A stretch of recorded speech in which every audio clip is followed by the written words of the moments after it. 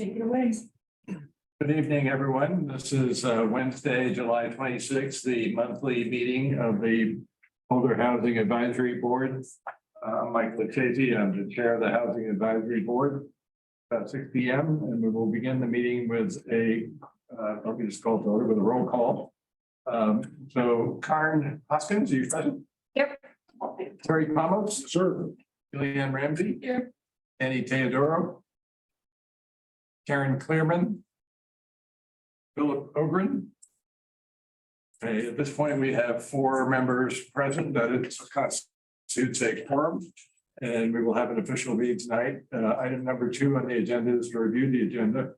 We'll be approving the May minutes next. We did not have an official June meeting. That'll be followed by public participation very soon. That's item 4. Item 5 is matters from the board. We'll be talking about occupancy reform. We'll have a staff presentation from the estimable Carl Garler. Staff report, board questions, more public comment, a board discussion, and then we have potential to vote on a recommendation on that. We'll be following up on our training session, which we had in lieu of a meeting in June. We'll be looking for updates on the airport master plan study and Boulder Junction phase 2. That's all under item matters from the board, item 5. Matters from staff will be item 6. Item 7, debrief of the meeting and calendar check, and we'll try to adjourn by 9 p.m. So we had our last official meeting on May 31st of this year. I think you've all had a chance to see the meetings. Do I have a motion to approve? So moved. Very Pamos does motion. So do we have a second? Karen, a second. All in favor? Approving the minutes, I'm sorry. Okay, that passes 4-0. Public participation. We have open comment periods limited to 3 minutes before. Do we have any members of the public who would like to comment tonight? There's no one in attendance. No one. Okay. We won't bother to go over the rules of public participation then, since we have no one commenting. We're already up to item 5, matters from the board. And we'll be making a recommendation on this based on the occupancy reform public hearing and a staff presentation from Carl Geiler, a review of the staff report, etc. So I think that brings us up to Carl, unless there's a drum roll before Carl. Nope. Take it away, Carl. Thank you.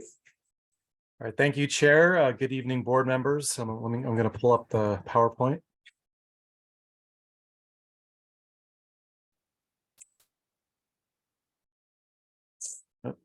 You can all see this, correct? Yes. Okay. Good evening. I'm Carl Geiler, Senior Policy Advisor with Planning and Development Services. Before the board tonight is Ordinance 8585 relating to changes to the land use code occupancy regulations. So the purpose of tonight is to have a recommendation from Housing Advisory Board on the ordinance to City Council. The last we spoke about occupancy was actually on April 26th of this year, about 3 months ago. So just a refresher, some of this is information that I've presented to the board already before, but the problem statement related to the housing crisis that Boulder is experiencing, along with many communities in the nation.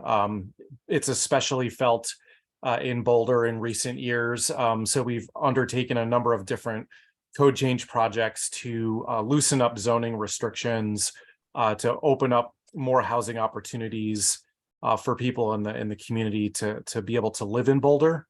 The more housing that can be added will hopefully impact the pricing of housing in the community. So I'll talk more about that.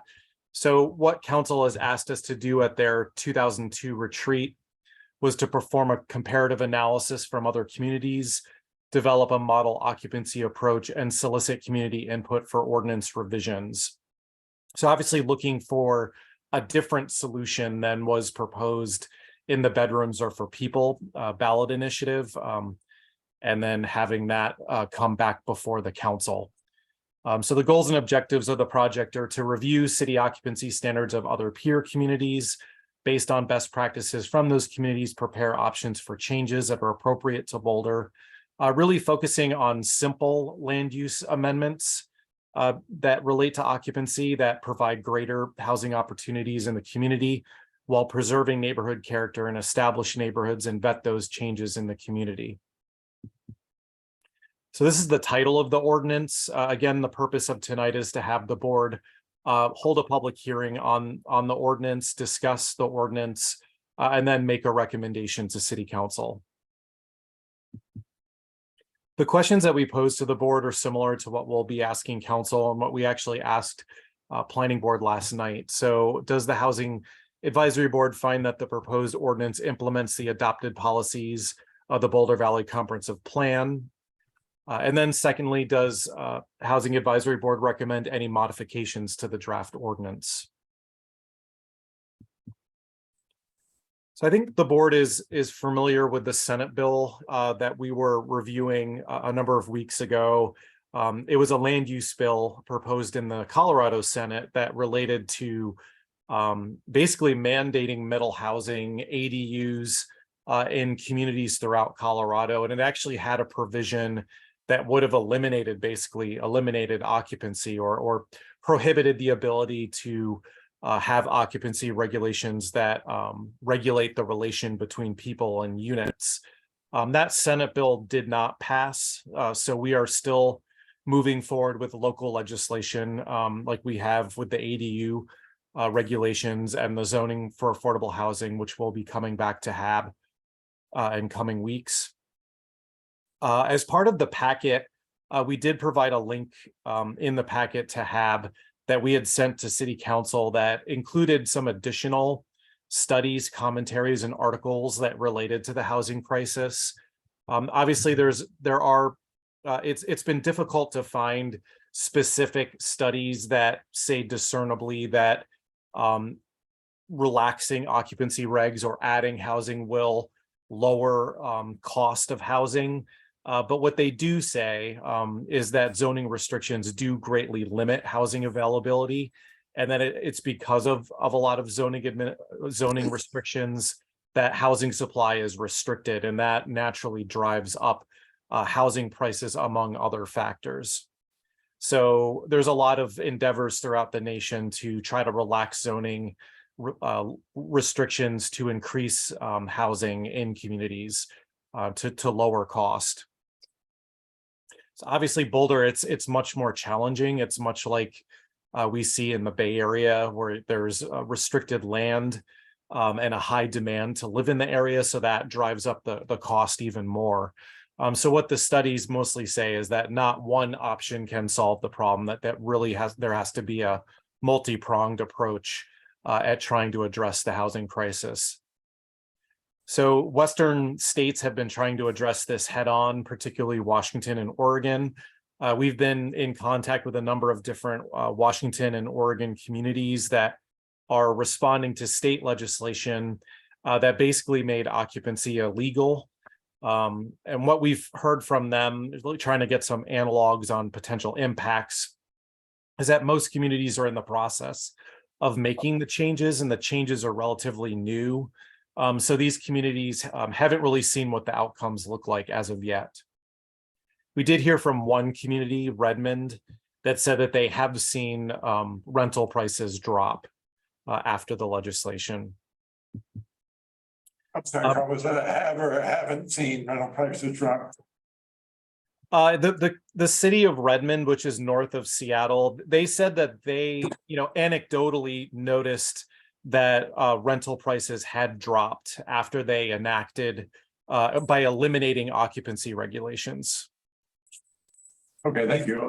I'll just note that could be because of market forces, something else could be. It could be. Yeah, I mean, they didn't really have it was just an observation. It was the only community that we had heard from that said that.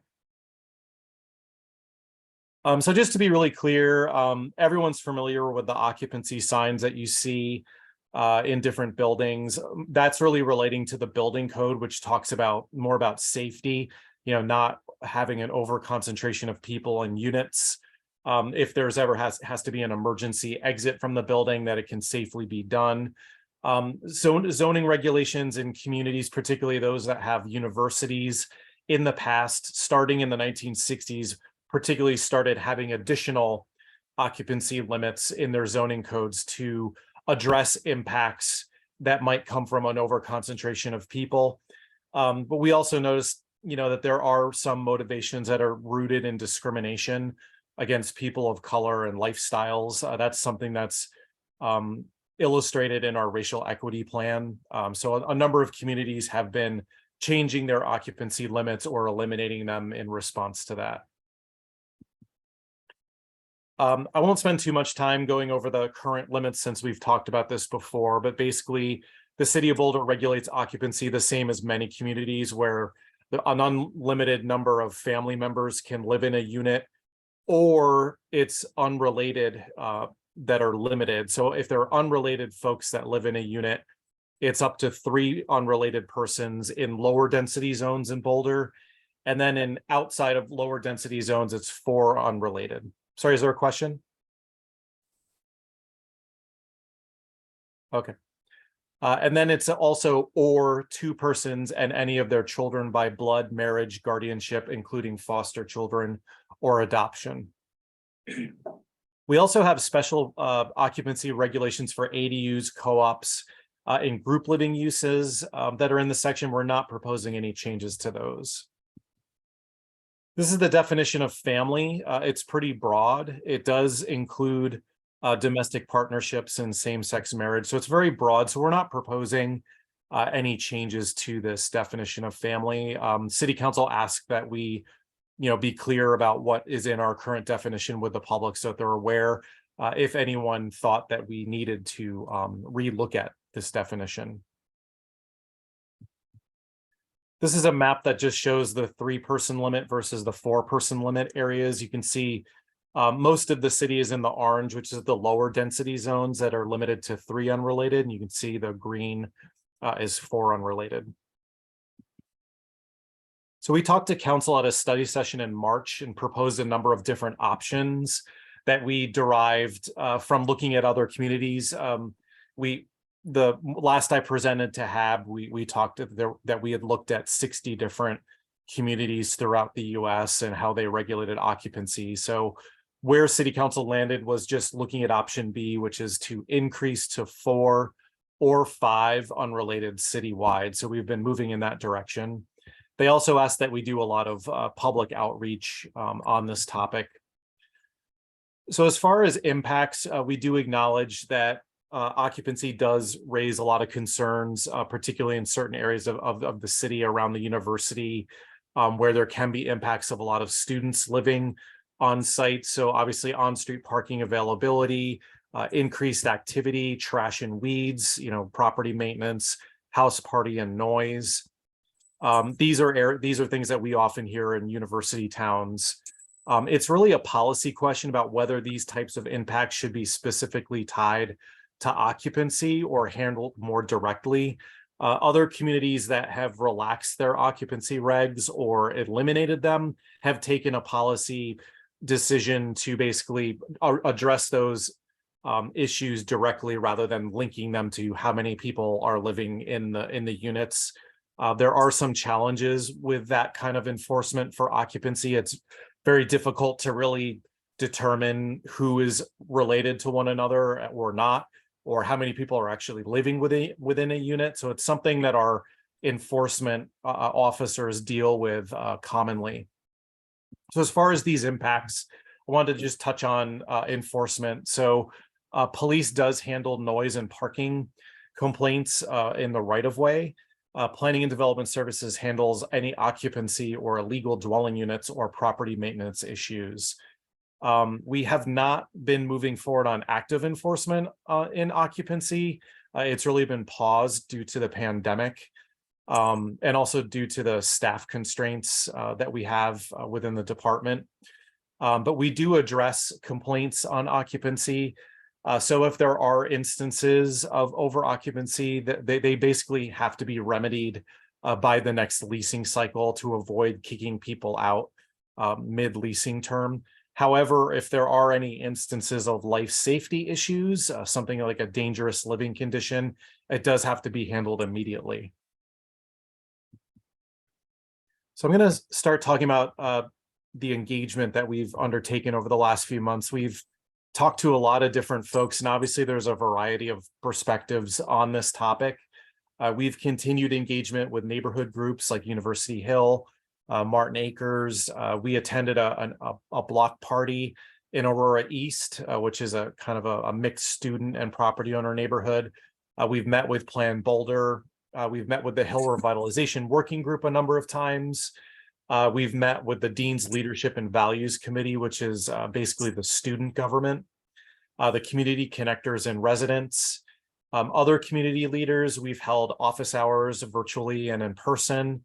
And then we've heard input on the topics at the Housing Advisory Board and Planning Board meetings. We also did a Be Heard Boulder questionnaire. So there's a lot of detailed feedback that's difficult to go over everything. So we did include attachment B and C of the package that go into a lot of detail on the outreach. I'll touch on some of it. So we use Be Heard Boulder for a number of different projects citywide. It's a questionnaire. We acknowledge, I'm sorry? No, nothing. Okay. It's a questionnaire, so it's not intended to be a statistically valid survey of the community, but it is a helpful tool that we use among other tools to understand community sentiments. And we've promoted it across a wide variety of ways to stakeholders. It was open from April 27th to May 26th. We actually received a pretty historic number of responses on these issues. We got over 2,000 responses and over 1,000 written comments on occupancy as well as zoning for affordable housing. We do acknowledge that roughly 300 submissions were made from the same devices. So either that's a family that's using the same computer, or it might be people that are choosing to resubmit a number of times. We do acknowledge that, but we do think that it is helpful to get a read on what the community thinks on these topics. So attachment C goes into more detail on the Be Heard Boulder questionnaire. As far as like what we've heard specifically, so university adjacent neighborhoods, what we've heard is that changing occupancy limitations will drive out families, and that'll largely benefit landlords. And they feel that, or a lot of folks in those areas feel that they'll be disproportionately impacted by the change that'll hurt their neighborhood, but not even address the issue of affordability. So that's a big concern in those areas. When we talked to the folks in Aurora East, it was more mixed. The students were very supportive of more housing options. The homeowners were not necessarily against more people in that neighborhood, but they are experiencing parking impacts in that area because of students that choose to park their cars in that neighborhood adjacent to Williams Village. And also some park in that neighborhood to ride transit. When we talked to the Hill Revitalization Group, there were some students that certainly felt that things should be made easier for students and that students really are struggling to find housing in Boulder. And then others were saying that occupancy should not be increased without a guarantee of affordability. When we talked to the Dean's Leadership and Values Committee, this is obviously a more student-based opinions. There was a lot of concern about the cost of housing and that a lot of students had to work multiple jobs, to afford housing. And that there's a lot of students know other students that live in situations where they're overoccupied and have low housing security. So if, there is a complaint about a residence, they could potentially be, booted out of their living situation, which isn't great for a lot of the students. When we talked to the community connectors and residents, there wasn't a lot of discussion on occupancy limits per se, but there was support broadly for removing occupancy limits. There were some citing that, it does come from discriminatory roots and therefore it should be removed. When we talked to some of the community leaders, there was a firsthand account of eviction that we heard. We heard from a representative of landlords that there was support for 5 unrelated, and then there was opinions from university adjacent neighborhoods that they should be accepted out of any increase in occupancy. I'm gonna just go over the Be Heard Boulder responses on occupancy in general. So again, taking into account that it's a questionnaire, but what we found was that there was more support shown for 4 unrelated citywide rather than 5 unrelated citywide. When we looked at the responses for 5 unrelated, it was more even. There was a majority for the 4. When we looked at the 5, there was a lot more folks that had submitted definitely do not support. A majority of the respondents did not support removing occupancy requirements entirely. Most of the respondents indicated that they were homeowners, and about 1/3 indicated that they were renters. We saw more support for changes among renters and younger participants, but more than half of the respondents felt that the regulations should not be left as they are. So we went back to council with a lot of this information on June 15th to get more direction. We presented all the data, studies, and analogs to council, the peer community information, the public feedback, and the feedback we got from boards. What council basically instructed us to do is to proceed with preparing an ordinance that would increase the number of unrelated occupants to 5 citywide. There was a concern raised about how such an increase per unit would impact areas that have a lot of non-conforming dwelling units. So particularly on the Hill, where there's a lot of units on sites that are well over what can be built under the current code, and what that impact would be if it went from 3 to 5 or 4 to 5. So council asked us to prepare 2 code language options that would address that issue. So I'll talk about that as part of this presentation. We actually went to planning board with the ordinance last night. There was an extensive discussion about requiring affordability with any increase of occupancy. There were concerns related to increasing occupancy in efficiency living units. And the board also discussed whether the increase should be 4 or 5. There was actually, I think it was 4 failed motions last night, but ultimately they landed on a recommendation of approval on a 4-3 vote to approve the ordinance. But they did add some conditions that they wanted passed along to council. The 4 that voted for it felt that the non-conforming language should be removed. There was a statement that there should be increased efforts to address nuisance behavior in the city. And then there was agreement that the city should explore mechanisms for guaranteed affordability through deed restrictions or some sort of rental caps for any kind of increase in occupancy up to 5 through the city's rental licensing program. So just diving into the ordinance code changes that's in attachment A. What's reflected in the ordinance is it would increase from 3 to 4 to 5 unrelated persons citywide. At the request of council, we've also changed the 2 persons and any of their children up to 3 persons and any of their children. And we also felt that based on the building code, which allows 3 occupants in efficiency living units, that we could go from the 2 occupant maximum to 3 occupants in ELUs. The non-conforming occupancy section, which is 985C, is largely the same. This is just a section that recognizes that there's prior changes to the code where there might have been dwelling units that have more occupants than are allowed by current code. So they would be allowed to continue that occupancy even after these changes. There's probably quite a few units that'll actually be made conforming when the code changes to go to 5. 985D relates to non-conforming uses.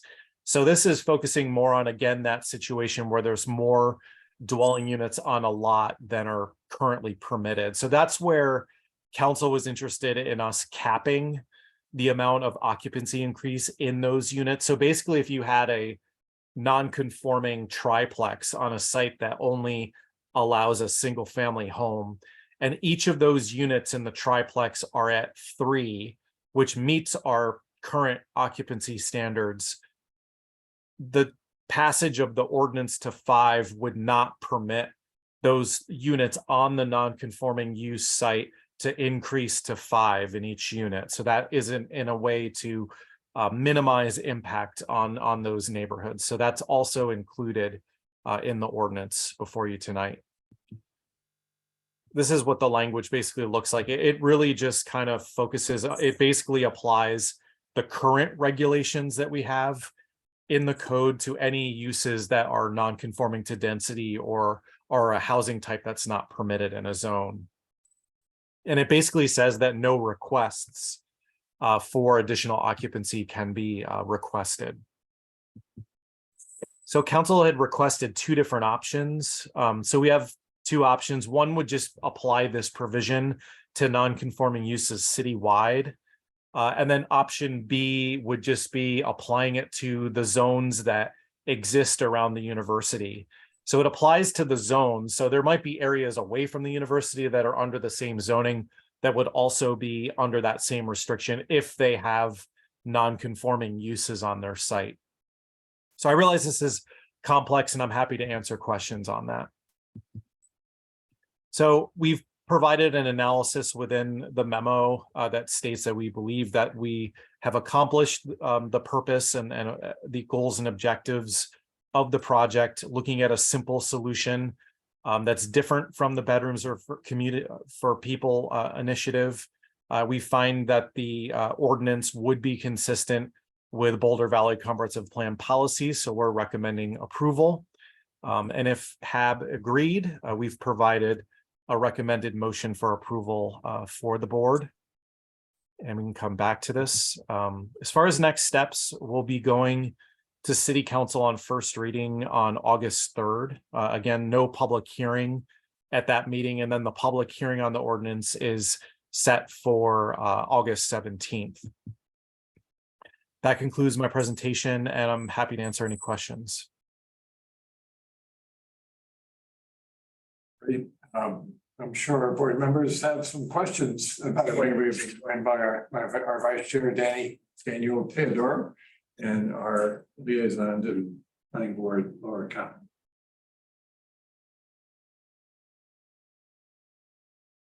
Danny, I call on you as a land use attorney and get your opinion if you have one. How do you think this ordinance as proposed relates to the goals of the Boulder Valley Comp Plan? Hi everybody. Sorry I'm not there in person. I'd say it seems to work. It seems to allow more flexibility. Carl, one of the questions that I had for you, so some of those jurisdictions that just, like in Washington and Oregon, that just got rid of occupancy limits altogether, what means do they use? Because obviously, there's always 2 sides to every coin. So what means do they use to control over occupancy problems?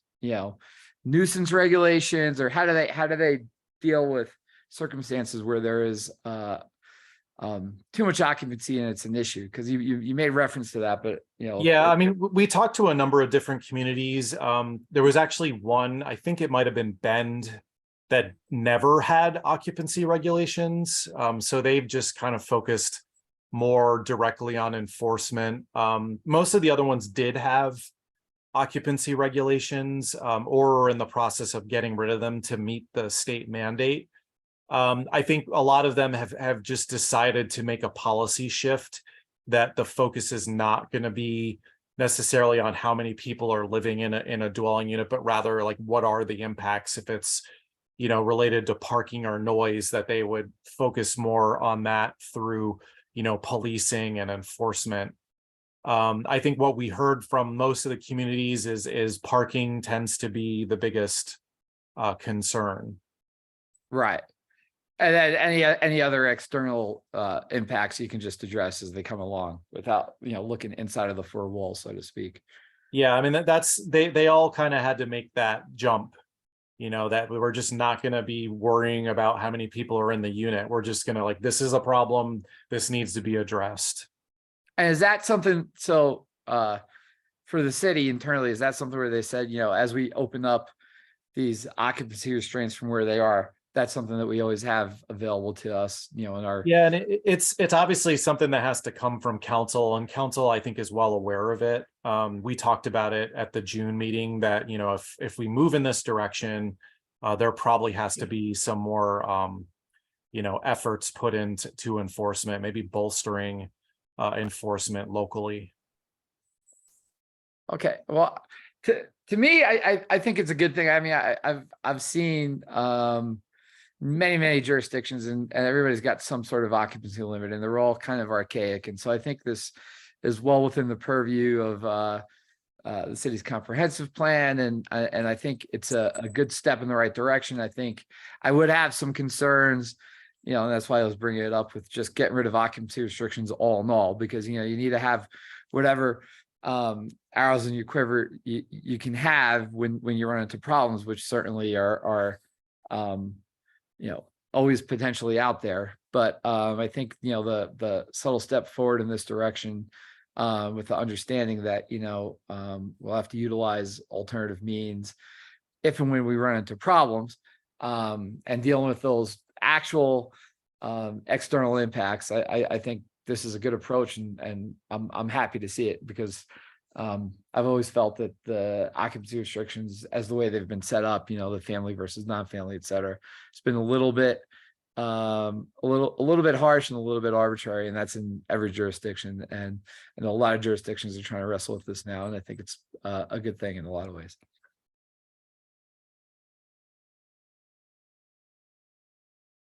Thanks, Danny. Who else has a comment or a question? I've got a few questions on my mind. One of them is, do you have any idea of what required affordability would look like? Maybe any of the other jurisdictions you've looked at? If they've dug into that yet? Yeah, we looked at 60 different jurisdictions. I can't think of one analog where they required affordability as a condition of increased occupancy. And I told this to the board last night. I think anything that was close to that, where there was some sort of application process to ask for additional occupancy, has been met with a lot of enforcement challenges and administrative challenges. So, one example is Madison, Wisconsin had required that there'd be a 2 occupant limit in the single family zones, but if you wanted to go to 3, you could go through an application process and you could restrict it so that the property would include an owner occupancy as a condition of going to 3, but they had a lot of problems with that, and they actually ended up revoking that from the code, I think in May, and they actually decided to go to 5 unrelated. And I think Fort Collins has something similar, and they're kind of struggling with it right now. So we don't really have any good analogs of how to, I mean, it's certainly something we can explore, but I think it would be an administrative challenge. That's what I thought too. Thank you. That's a great question, Julianne. Following up on that a little bit, is there any analog to what was done with ADUs? Which there's a carrot of agreed to be part of an affordability program, and you lose some of the requirements. I think the parking space was the big one. I mean, I think that's why we certainly could go down that road. It would be a much more complex solution. I think the affordability piece of ADUs has been relatively straightforward, because there's a good incentive for people doing the DOU, or the declaration of use, for affordability. But also right now the market rate isn't too far off from that, so it incentivizes a lot of people to do it. So I think it's certainly something we could do. It's just, it's tracking it, you know, like across all properties and all the increases is gonna require, you know, potentially additional staffing based on application load and all that kind of stuff. So it's something that I can't give a quick answer to. I think there would actually have to be a whole new system put into place to monitor that. Following up on that, if you mentioned the term deed restriction, which was associated with for sale housing, how would that work in relation to revised occupancy, liberalized occupancy limits? I'm not entirely sure because, you know, like for the longest time, we couldn't do rent control, right? And Right. now I think there's some state requirements that have changed. So our housing folks are looking at that. So I think it could be factored into that somehow, but I'm not sure, you know, the answer to that. You know, our housing folks like Jay Signature. Terry, go ahead. Hey, Carl, great presentation. Thank you. Couple questions. So the suggestion is to go from 3 unrelated and 4 unrelated to a blanket 5 unrelated everywhere. That's the suggestion? With the exception that if it's a non-conforming use unit, that it would just stay where it is currently. Yeah, Do we know? but how otherwise, many yes, citywide. Citywide, so 5 unrelated citywide is the proposal. Do we know out of the 33,000 living units in Boulder, how many are non-conforming, whether they're non-conforming use or non-conforming occupancy? Do we have a percentage or do we know how big a deal that is? There was an analysis done on that 2 years ago, and I think it was about 1,200 properties were considered non-conforming. Okay, so. And I think it might have been like upwards of like 5,000 dwelling units. So that's like as a percentage of the whole city. Let me try to gauge that. 15%. I think it's like 10%. Okay. Okay, so those 1,200 units or 1,200 properties don't get the occupation bump because they're already non-conforming, Right, correct? correct. Okay, and then we're not carving out, or per this suggestion, we're not carving out University Hill, we're not carving out Goss Grove, we're not carving out areas that people are concerned with parking or park now or whatever. Well, there's two options. The one option we have in the code is just it's all zoning in low density areas versus non-low density areas like we do today. Option B would apply it to zones that are around the university. We don't have option B in the ordinance right now. Right now, we're thinking that it would be, you know, more simple to just apply it citywide. Yeah, I agree. Okay, I think that makes a ton of sense. And basic question, but I'm not totally understanding how non-conforming applies to housing in the context of this discussion. You don't get additional occupancy, it stays at 3 or 4. Is it nothing to do with the physical layout of the house or setbacks or anything like that? Oh, what is defined as non-conforming? Is that the question? Yeah. Oh, okay, Carl can answer that. I have an amazing slide that will help. Oh, good. Are you sure you want to get into it? I guess I am now, right? That's not a good one, but Too late now. All right, so try to illustrate that best. There's actually a number of different scenarios here. today's work. Let me go through. Sudoku? What we got? You open Pandora's box. All right, so scenario one is conforming to conforming occupancy. So everything that's in green is a conforming unit. It meets the density requirements. So just to paint the picture, this is single family on the left and multifamily on the right. So you can see if the ordinance passes in a conforming unit that would be limited to 3 unrelated today, it could go to 5, right? And then in a multifamily, situation, you might have some units that have 4 unrelated. After passage of the ordinance, it would go to 5 in each unit, and again, in conforming. In a non-conforming situation, so non-conforming to conforming, this is a scenario where there might be a unit today that's 5 unrelated, so it's considered a non-conforming occupancy. And then when the code if the ordinance passes, that unit would become conforming at 5. And that's what the multifamily is showing. Is everybody following me on this? Yep. Do you have an That's gonna go example anyway, yeah. of a non-conforming unit? Is that like a co-op situation or one of those special ones? It could be. It would, like a co-op, if it was approved by the city, would technically be conforming.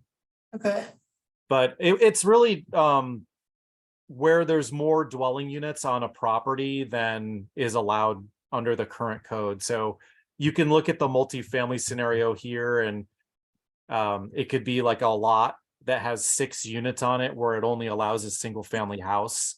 That's a non-conforming use. and how did that get there? Was it built before? Yeah, it was built under prior zoning. Okay, So zoning gets changed over time, and a lot of Right. times the zoning then doesn't allow as many dwelling units, so it becomes it's grandfathered. right. Ah, Right. Okay. Okay, now. Now we're in the red. Bingo, I got it. That just made me. Oh, you gotta always start with defining what a non-conforming use is before you jump into it. Sorry. So I got a lot of thoughts on this, but I want to make sure everyone has a chance to sound off. So Karen, Go for it. Oh, do you want to see the rest of the scenario or are you? good? no, I've already got like You've had your fill. slide. Yeah. I will say the scenario, Carl, that you explained last night that made a lot of sense to me was like around University Hill. It was single family and then it was upzoned and all Right. these units got subdivided and then it got downzoned again. So all those subdivided units are still there, but they're no longer conforming to the current zoning. Is that right, Carl and Jay? Yeah. Yeah, the concern they is don't get there's an example on the hill, for instance, where it's a triplex right in the middle of the single family neighborhood. So it basically has 3 units where the code only allows 1. And 1 unit today allows 3 unrelated occupants. And the 3 units on the site, each unit allows 3 occupants, and that meets our code. The concern is, so that would be a total of 9 occupants on that property, where a conforming property would just be 3. So with the passage of the ordinance, the concern was that would jump to 5 in each dwelling unit. So you'd have 15 occupants on that site where the current code is 3. So that's where the ordinance would freeze that occupancy at 3 in those units when it's considered a non-conforming use. Very good. Carl, so none of this is tied to bedrooms, right? None of this has anything to do with how many bedrooms are in a living unit. That's right. No, not It's tied so to bedroom. strange to me, but anyway. You would think, you know, All right, could you clarify how what the board landed on, your board landed on last night is different? If it is different from the staff recommendation that Carl just presented. Well, I think Carl summarized it really well, but it was in the middle of a lot of information. So just to repeat, we agreed with staff's recommendation, or at least it was a 4-3 vote. So 4 of us agreed with staff's recommendation that it should be 5 unrelated people citywide. We did not choose either option A or option B for the non-conforming uses. That was introduced by Mark McIntyre, just feeling that there shouldn't be any carve outs, that it should be a blanket 5 citywide. Every unit should be treated the same. And then some additional language about increasing enforcement for the nuisance violations like parking and trash, and just like the city acknowledges they would need to probably up their game if there's increased occupancy with some of that enforcement. And then the last thing was just a suggestion that the city explore if there are ways to tie this additional occupancy, which of course is a financial gain to the landlords, to tie that to some kind of promise of affordability. That was an amendment that I suggested. And I suggested tying it to the rental licensing that we already do. You know, everybody who wants to rent a property already has to get a rental license through the city. You have to meet certain sustainability requirements like energy efficiency code stuff. That's actually quite stringent. You have to get your house inspected and bring things up to energy code. And so my feeling was that our values around affordability are just as strong as around sustainability. So why wouldn't we try to get some additional affordability beyond market rate affordability if we're giving the benefit of this additional occupancy to landlords who could presumably charge more? Now, there's some debate about whether landlords actually would be charging more, or if this just naturally provides market rate affordability and we don't have to do anything to guarantee additional affordability. I'm not going to go into that too much. There's debate about that. So again, my suggestion was just explore it. It's not mandatory. And we were very clear that we didn't want this to stand in the way of implementing the ordinance if staff and city council decided it was not feasible. So was there any debate about whether such an action would constitute a form of rent control? We did not talk about that last night. We did talk about the parallel potentially to the ADU situation where you're offering a benefit to the homeowner and in exchange, you ask the homeowner to help meet the city's affordability goals. So that was kind of the thinking, but we discussed that we don't know if this is feasible. We don't know what kind of administrative burden it would pose. We don't know if it would have unintended impacts. And so we were just suggesting to explore it. And maybe it's already been explored. And I confess that I'm coming from a position of ignorance about that. So if staff have already looked at this and determined it's really not feasible, then, you know, we yield to that judgment. Again, it was just a suggestion to explore it. Can I ask one more question? Do I have? Can I ask another? Oh, absolutely, yeah. So I'm having a hard time understanding this. So an 800 square foot, 2-bedroom house would have a 5 unrelated person limit in 2 bedrooms in an 800 square foot house or unit, whatever, condo, apartment, doesn't matter. Same as a 4,000 square foot, 6-bedroom house, still 5 unrelated. Same thing. Yes. It's treated the same. Yes. Okay. Sorry, I don't know. Yeah, I mean, like, I think just like with the bedrooms are for people ballot initiative, there was a lot of concern about tying it to bedrooms because then it gets a little bit difficult for what constitutes a bedroom in that interpretation. And it could also encourage people cramming, you know, bedrooms into units to get more occupants. And I think when we looked at other communities, the vast majority of them did not do it by bedrooms or floor area. And I think it's largely because of that issue. For me, the parking issue is probably the biggest issue, right? And if you have 5 unrelated in a single family home that has a garage and a driveway and parking in front of the house, like you can manage 4 or 5 cars typically, you know? But if all of a sudden you have a triplex or a fourplex or a duplex or apartment complex, and you could theoretically put 5 people in each 2-bedroom apartment in a 10-unit apartment complex, that adds up. I don't know. Good point. But it's kind of back to your original points, like, well, it seems arbitrary. So, I mean, a family, you can have as many people as you want, right? And, you know, have kids that drive. Yeah, no, I'm just trying to process. Driving age. So there are just so many different variables. Yep. That it's so challenging For to what it's worth, figure out some sort of metric. for what it's worth, I agree, increasing the occupancy limits from 3 to 4 or 3 to 5. And I think the blanket thing's fine, but it just seems, I don't know. I just want to understand it very well. I do think the what's it called? The non-conforming carve-out is a good idea. Because of the example you just said on the Hill, where you have 9 people, goes to 15 people, when under current rules, there's 3 people. That I agree with, but I think there should this could be dissected a little more. Obviously, I don't think that's going to happen, but just a thought. And I just say, I think it's a good step in the right direction. I do like the non-conforming carve out as well.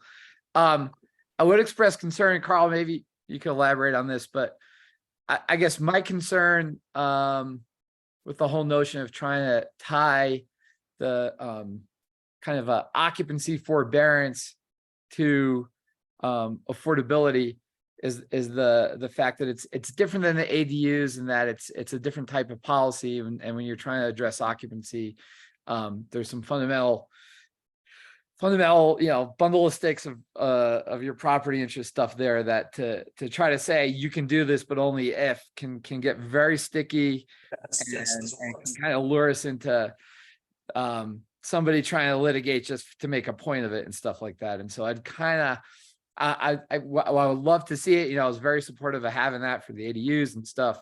I'd be very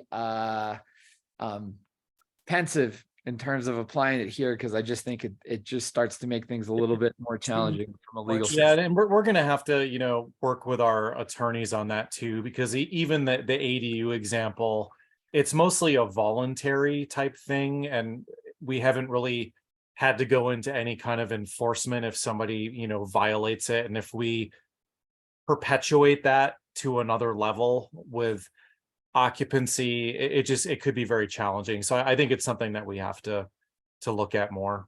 Exactly. That the scope of voluntary definitely starts to dilute, as you go further and further. My son's been going to voluntary football practices all summer. He was only allowed to miss 4 voluntary practices all summer. Yeah, slippery slope. Okay, well, I have some comments and questions, so start by, even though he can't vote, I'll speak for Philip a little bit, because I know he's so in favor of this, and, he came from the Bedrooms with People movement, and he sent a note about this today, regretting that he couldn't be here because of a family matter, but he strongly supports any move to increase occupancy. And I think the Bedrooms are for People group has done numbers on the amount of empty bedrooms in Boulder, and it's like 5 million or something. It's very large. But that, I'm sitting on the fence on this a little bit, and I'll try to explain why. I do agree, for starters, a little bit with the Hill Group's assessment that this will primarily affect landlords. And having put 2 kids through CU in rental housing in Boulder, I can tell you that at that time, between 2010 and 2018, the landlords were renting as many bedrooms as they could and, bending the rules. So in a way, this might not be increasing the housing supply, it might just be legalizing what's already happened, which is not a terrible outcome. Another element of that is, I think this is my supposition from that indirect experience, that there's a formula. If you have so many beds or so many bedrooms, you rent them for so much each, and increasing that number is not necessarily going to bring prices down. I don't see the single family homeowners in Boulder basically taking in boarders and using their surplus bedrooms. I just don't think that's going to happen. I think much more likely, and I've been in that situation too, and didn't like it so much, so we wind up developing an ADU and having us set that separation, and that does work much better. But people that own $2 million houses are not going to say, "Oh, let's rent our extra bedroom to a student." I just don't see that increasing housing supply, and those bedrooms will continue to be empty or full of golf clubs or whatever. And then on the enforcement issue, if the city has not been doing a great job of enforcement on behalf of neighbors who report disturbances, I'm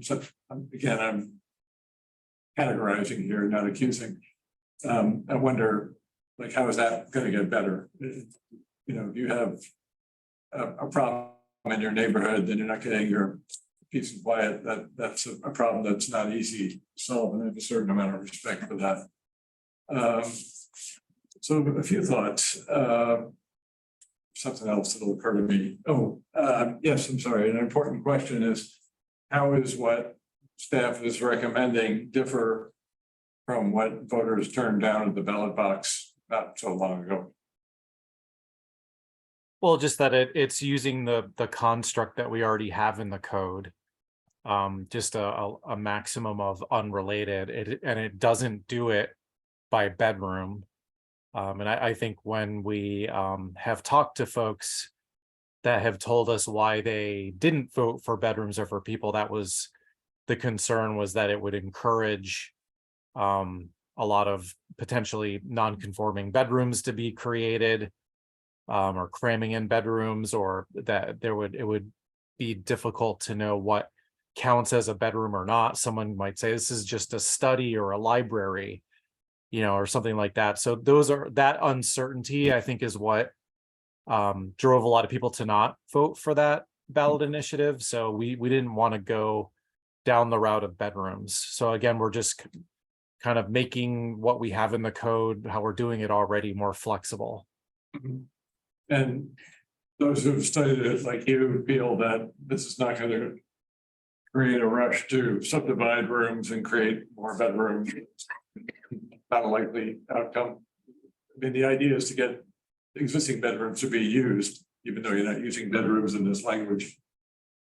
Yeah, I think that consequence would be more if we did it by bedrooms. Right. So I think we felt like going in this direction would maybe avoid that. It seems though that the concerns that people voiced not supporting bedrooms are still going to be the same concerns with this proposal. True? Yeah, I mean, especially, with respect to neighborhood impacts like parking. I think it would be a concern either way. Yeah, I confess, secrecy of the ballot box violated. I voted against bedrooms. And it wasn't because of parking. It was because I don't trust landlords in Boulder to do the right thing. And, Would you trust what's that? them anymore with this? I proposal don't going know. through? I think that student rentals in Boulder is kind of a racket. And again, I'm a little concerned that this won't actually increase housing supply or affordability. But I'm persuadable. I'd like to hear. I'd like to be persuaded. I think when it comes to affordability, this may be a situation where the landlords maybe get a little bit more rent. I can see that. But the people living there also pay a little less rent per person. Follow? In theory. In theory. They would just charge the same rent and have more people. Well, that would be, that's what would happen, right? So if right now you got 3 people in a house and they're paying $3,000 total, that's $1,000 a person. You have that same house and you put 5 people in it and they charge $3,500. So the landlord gets 500 more bucks, right? Or just for our little hypothetical here. But per person in the house, they're paying 800. Right? You see what I mean? Or $700. They're gonna charge the same per person. Well, I think the market, a couple things. I think that there's a lot of people, even we have in our leases and all the stuff, you can't do it. I think it's happening anyway. Yeah. So you know what I mean? That's one. And secondly, I think there's also a market demand issue. If you have a 3-bedroom house and there's 3 people living in there, you'll pay more to have your own room. If there's 5 people living in there, you'll pay less because you're sharing rooms and it's 5 people to 1. You know what I'm saying?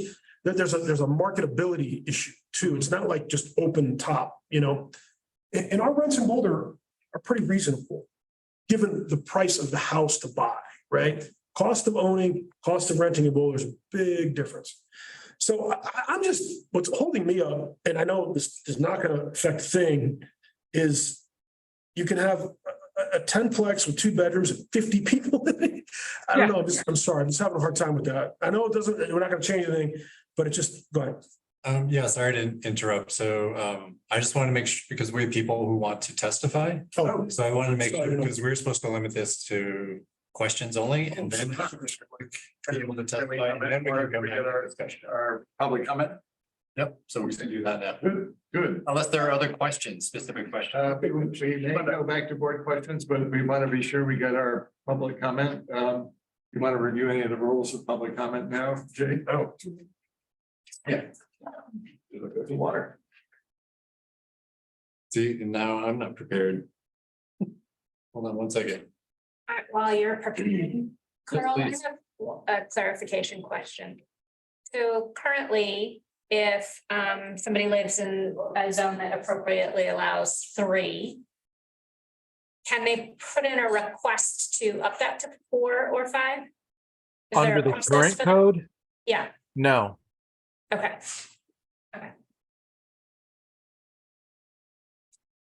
Do we generally see landlords pricing by the bedroom or by the occupancy? Because I remember one of the bedrooms are for people arguments was that landlords were already pricing by the bedroom. Do you know anything about that, Carl? No, I think it's, it's driven by the market, and I Okay. don't know that I have a good answer for that. Alright, As someone with a daughter who recently was looking for housing as a CU student, it's by the person. That's what she was seeing a lot. yeah, I lived in a overoccupied 6-bedroom house last year and Yeah. they knew that we were overoccupied, so they priced us by the person. Yeah, Interesting. which I don't really understand how they get around that. The overall, like how the landlord, yeah. Okay. People waiting to. Yeah. Sorry, step down. Step down.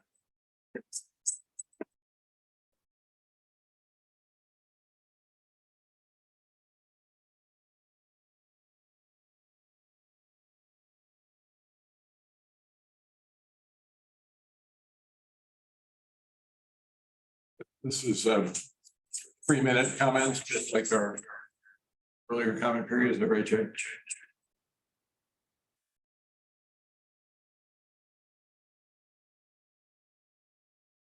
Apologies. All right, I just turned my volume off.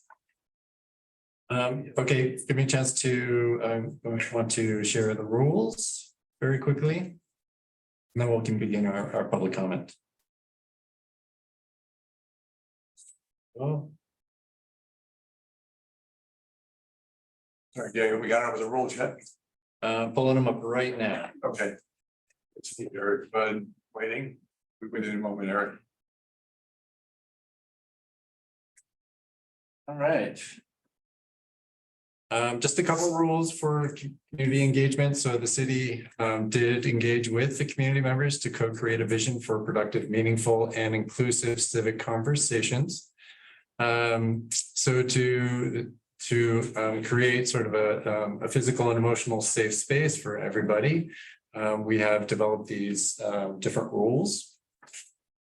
For more information, you can go to the community engagement process, productive atmospheres. The following examples are rules of decorum found in there. All remarks and testimony shall be limited to matters related to city business, please. No participant shall make threats or use other forms of intimidation against any person. Obscenities, racial epithets, and other speech and behavior that disrupts or otherwise impedes the ability to conduct the meeting are prohibited. And participants are required to sign up to speak using the name that they're commonly known by. And individuals must display their whole name before being allowed to speak online. Currently, only audio testimony is permitted at this time. That is it. Great.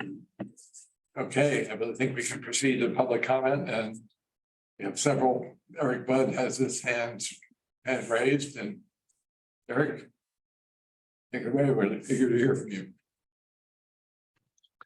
Thank you. Eric Budd, I live in Boulder. I was heavily involved as one of the co-organizers and leaders of Bedrooms Are for People. Happy to answer any questions on that if people have them. I also testified at planning board last night. I really talked a lot about the ordinance itself, which overall I support. I think to sum it up, generally, it's past time to make this change, and that I would like to see it essentially flat across the city, including non-conforming units. One thing that did come up at the meeting last night was around the potential for affordability requirements. And this is something, we've been talking about for several years. We got questions on the campaign about Bedrooms Are for People. Why didn't that that also not have affordability requirements. And I just wanted to put a couple things out there for consideration about this that I think are useful. The first thing I want to mention actually was already mentioned by Carl Geiler. Thank you, about Madison, Wisconsin. And so we don't have another example of any other city ever implementing a affordability requirement on occupancy. And I agree, Madison is the closest analog, and these extra regulations and the extra friction to allowing people to share housing, I think, have ultimately been unsuccessful. And that's why they've been removed in Madison, and many other cities are going to liberalizing these laws or getting rid of them entirely. So I think that's an important case. The other thing is if the current occupancy limits of 3 would allow landlords to charge rents without affordability limitations, then now there would be an incentive for landlords not to apply for increased occupancy and keep the status quo or keep things under the table. And one of the main reasons that we want to get these changes in place is, as Julianne said, many people are living in overoccupied situations today. They're currently breaking the law, and putting extra requirements and extra friction on that is going to not accomplish the mission, which is to get people above board, have them be legal and on a lease. Like, that's a big goal of making these changes. Let's see, I think that's pretty much all for now. I think the other thing of just this dynamic of between, as proposed with affordability requirements, it would only be on rentals, and that would mean you would have differences between rentals and owners. And also you would actually, essentially, if a concern is about families and their ability to afford it, families would not get any help with affordability, whereas 5 people sharing a house would. There's just a lot of strange dynamics here that I think are really problematic, and that we should just move towards getting rid of laws that are based on family status altogether. Thank you. Thank you, Eric. Do we have other members of the public who would like to comment? It's like Rosie Vivian has a raised hand. Rosie? Thank you.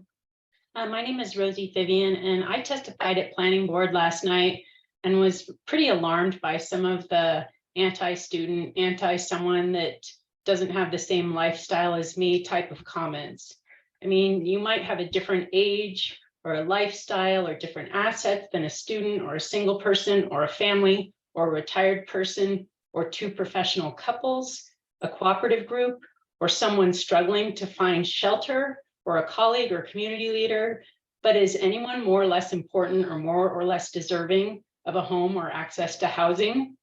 I would argue that we all deserve access to housing, and moving from 3 to 5 is going to help people. I support raising occupancy limits citywide to 5. Simply put, it opens up housing options for people, whoever they might be. Mark McIntyre was so eloquent at the April 18th planning board meeting about the role of government, planning board, and I hope everybody remembers and can reflect on his comments at that past meeting. On this new code edition, it's going against the whole idea of simplification of the codes, and exactly why we need statewide rules that eliminate occupancy altogether. It's just way too granular and complicated for the average person or landlord or tenant to understand. And how many, parcels does this apply to? I think there's an answer tonight of 1,200 that we didn't have last night. But can we just approve the 5 people and strike all of the overly complicated additional language that just makes it hard for people to figure out how to rent or lease a space? Yeah, I mean, I guess if no one questions the infrastructure when a family of 5 moves into a house, then why would it make sense or even be fair to question the infrastructure when 5 people live together, however they want to define their relationship? 5 people are 5 people, and it's time to remove any judgment and what if this happens or that happens, because I mean, it's a huge land area that this RL1 is from the map presentation that we can share with people. We can share the buildings, we can share the existing infrastructure and the empty bedrooms with more people. I've just heard a lot of delay tactics, and it's sort of frustrating. As a community member, as an architect, as someone who's had clients that are two professional couples that want to share a house and they can't. It's just the building codes. I'm also an architect, and the building codes have requirements already in place that take care of all of the safety concerns, such as egress windows, smoke detectors, carbon monoxide detectors, doors and window size requirements. So I just think we can't make judgments on people and how they want to live. And I feel like all the other ordinances are already addressed with our existing regulations about trash and parking and complaints and noise. So that's all. Thank you very much for considering the feedback. Thank you very much, Rosie. Those are really great comments. We have more public comment coming up. Thought we had 3, but No hands. No hands, no. okay. Okay, we can have some more board discussion. I think that will be needed. I'd like to clarify, I'm still pondering on this one, but I'm certainly not anti-student or anti-lifestyle. I think my devil's advocate concerns are, what if this doesn't really help increase the housing supply or affordability? I mean, I'm usually like so knee-jerk, throw anything to it now. This one just really got me thinking. But I'd love to hear more from other board members. One thing that does really concern me that this could potentially address is, and maybe you have some personal experience with it, Julian, who was a parent of a CU student. I'm hearing more and more about CU students who live outside of Boulder and commute in. Just like such a not good outcome for anything. I mean, for community, for traffic congestion, for, convenience. It's, that's a trend I'd like to see reversed, certainly. And the only way to do that is to provide more affordable housing for students in Boulder. But yeah, I mean, you finding that among your student colleagues? Yeah, actually, I've noticed that a little bit more. And it's always surprising to hear people say that they don't live in Boulder. Well, not surprising anymore because this is all a huge issue. But on top of your first comment that you just made about if it would actually increase the housing supply or not, I like what Eric just commented on about like maybe not, but getting people on a lease is a really good thing because then they're protected. Right. That's true. You're really exposed when you sign one of those leases and it's actually not legal. Yeah, and last year I was this person in the house that wasn't on the lease, so if someone was to find out, like. I was the one getting kicked to the curb and that would really My stink. daughter was bad. It's really bad. Oh, it did happen to her? Well, she worked it out, but it looked like there's gonna be a lot of legal trouble. Yeah, So yeah, those things happen, and it'd be better if they didn't, for sure. right. And just everything else that a lease protects you from. Did you say you have a CU student, kid? What's your experience? So when she was looking for her place off campus, she really wanted to stay in town so she could ride her bike. And that was a big stretch, money wise. And a lot of what she was seeing was per person rental things. Right. Luckily, she found a place. It was per person. Huh? Wasn't per bedroom, it was per person. Per person. So you mean that if it was a 6-bedroom house zoned for 3, they would rent it out for the market rate price of 3 people or? Let me say it a little bit differently. So there would be a 2-bedroom place. And they would happily accept 4 people at the same cost that somebody else in town would find their own bedroom. Oh, okay, Yeah. right. But you had to by the look bed, really so hard to it's find like that. you're- 1-bedroom place that costs the same. right. What- Okay. What I'd say, so when I moved back to Boulder, years back, and so we lived in South Boulder, so we rented a house in South Boulder. And in that whole area, and there's a lot of like grad students there, a lot of older students, what have you. That area, it's rented by the price per house, and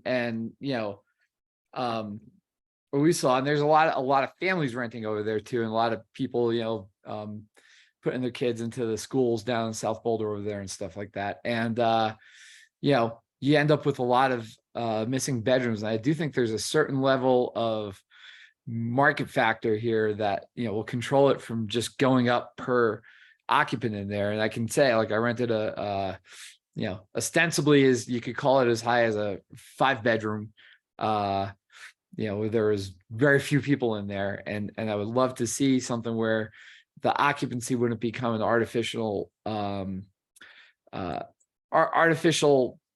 kind of prohibition from something like that happening. And I think that, Michael, I certainly share your concern. I think that there are definitely market factors in place. And I think there's also, the fact that you can get creative roommates in place that can kind of deal with some of those things. And so, rather, I think it puts tenants in a little bit better of a negotiating position than if they weren't there, which is, I think, what Juliet was just saying. So I think all in all, I think there's more positives than negatives, and I'm pretty supportive of it, just because I think it's been an arbitrary restraint that now we're not just getting rid of, because that would concern me, but it's something where, we're taking a few gentle steps in the right direction. I think that's something that, can have a positive effect.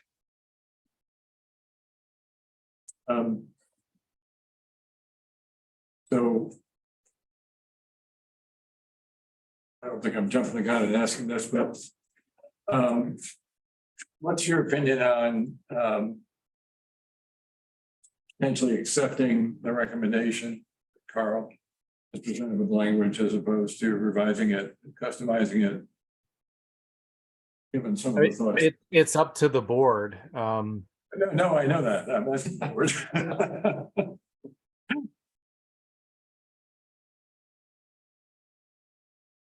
I think tweaking it can take you in a lot of different places. Go on. Yeah, it can go on. Yeah. There's no end to the.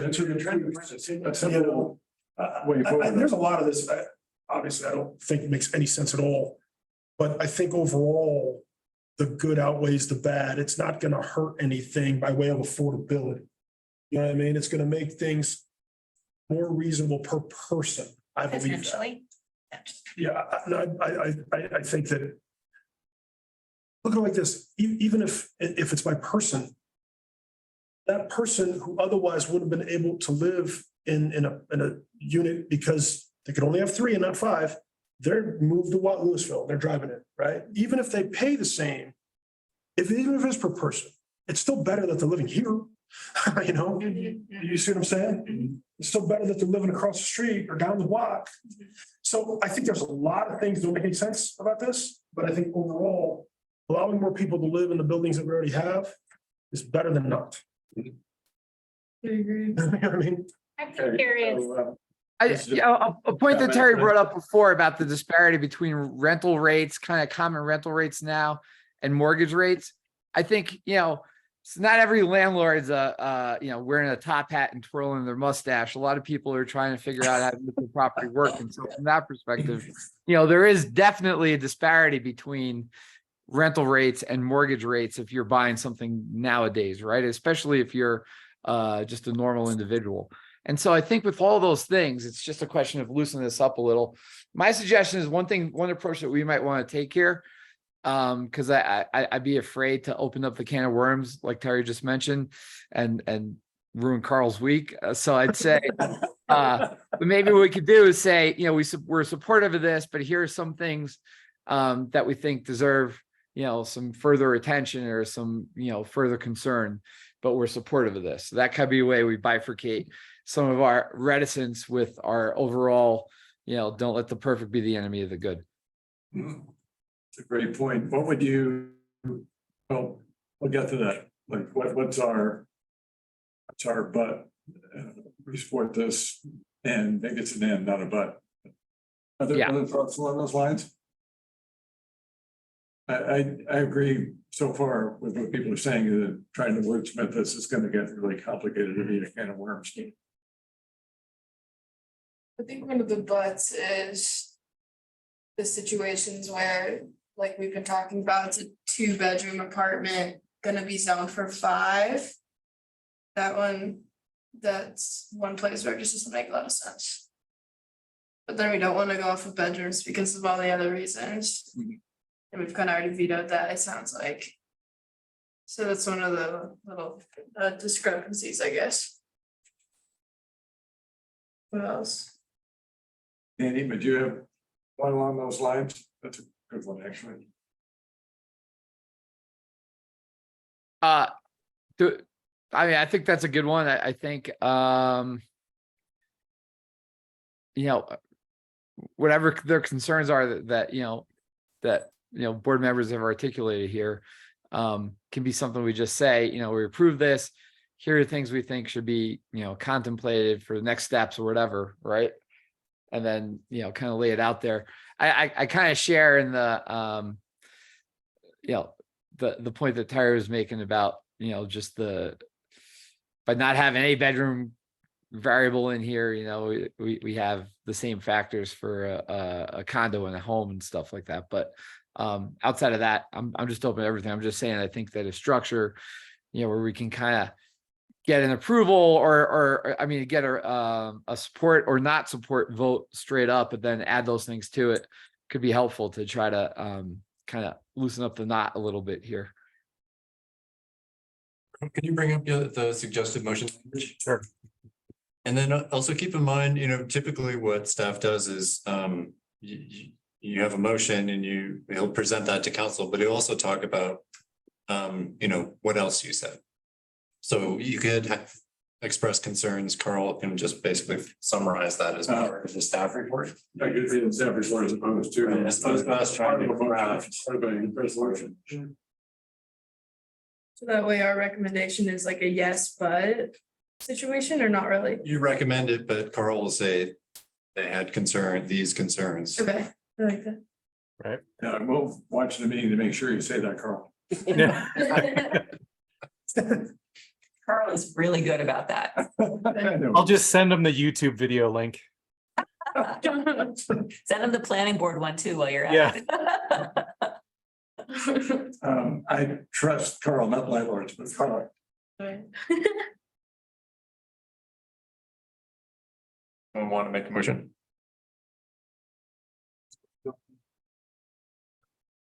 Second, Second it. all in favor? I Looks like the motion passes 5-0. With the understanding that staff will report on certain concerns. Report says, and council should take into consideration moving forward. Carl, do you feel like you have what you need, or do you need some clarification on what those concerns are? I've taken pretty good notes, I think, so I'm happy to convey this to council. Thank you, Carl. Thanks, Carl. Carl, great job. Much Thank you. appreciated. Good thank you, job. Carl. Yeah, Carl's on the East Coast too, so it's, Carl's on the East Coast? yeah. Yeah. A little late night. Great. Night, great to see you. Hi, Thanks, everybody. Carl. Carl, thank you. Take care. Okay, It's time to go out. item B on the agenda, this is titled the retreat follow-up, although I believe we agreed we're gonna call that a training session. Guys, I'm sorry. I'm gonna have to excuse myself a little bit early. I got Planning to do. yeah, Ding dong, the bells are gonna ring. Yeah, have fun. burning Dan. out my hair on fire. So Gotcha. Danny, real quick, Danny, Congratulations. thank you. Danny, is there a ceremony on Saturday or just a party? It's the ceremony's right on site, so it's just gonna be. It's a buddy of mine who ordained himself online or something like that, and then Himself. It's awesome. and then right to the party. So great band. Dan, can we wear shorts or is this gonna be dressy? Yeah, you know what? It's absolutely fine with me. I'm not allowed to. I just found out, so I got. And my son's my best man. He doesn't have any clothes. We gotta go shopping tomorrow. But no dress code. A lot of fun. A lot of beer. Great, okay, go put out your hair fryer. We'll see you soon. Okay. Meeting's thanks, still guys. being recorded Cheers. here. Sorry, sorry. I don't think we're saying inappropriate. No, I'll try not to. All right, bye, guys.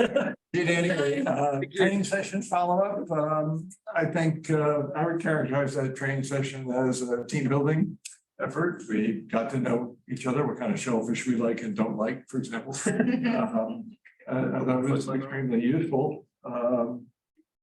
We had a really, really interesting discussion, it's more philosophical, about rental housing or homeownership, it's discontent, I guess you could call it, and is homeownership really the great builder of wealth that it's made out to be, or is that just kind of a marketing ploy that we've all bought into? Things that far exceed the scope of the Housing Advisory Board unless we get a lot more power than we have now. But I thought it was a fascinating conversation. So that's my opening statement on that one.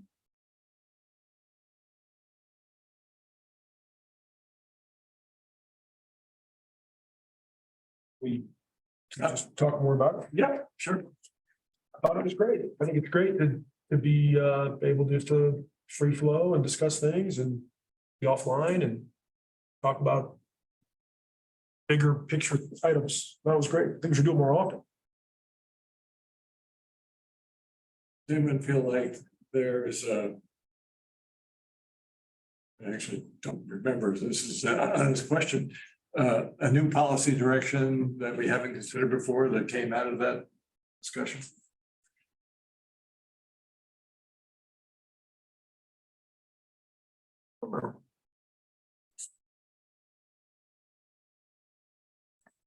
Something clear in my head. Let's pop it around. Okay, anything else on the training session? Is that a scheduled once a year thing? Yeah. It is. Do you have any comments on it, Jake? You're there? Yeah, I mean, the reason it's on the agenda is, there were some things where, that we thought about doing. So one of them was like a bike tour of affordable housing again in the fall. So if you guys want to do that, we should pick a date, get that scheduled on the books. And we could combine, a bike tour or other, Late October?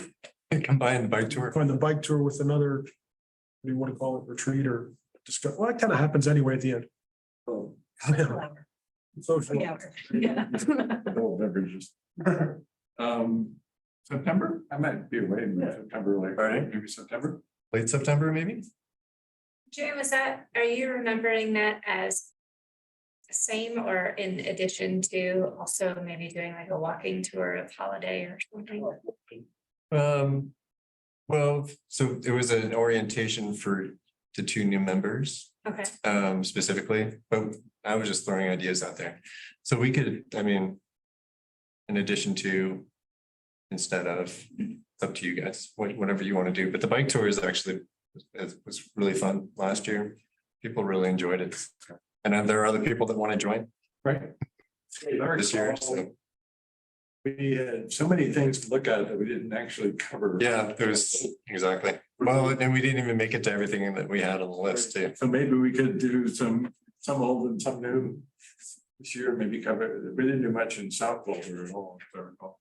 It's a little more sparse in South Boulder. We did Holiday and Poplar Commons. And I went to places I didn't know existed. It was really. It was great. I would love that. Okay. So do you want me to try to,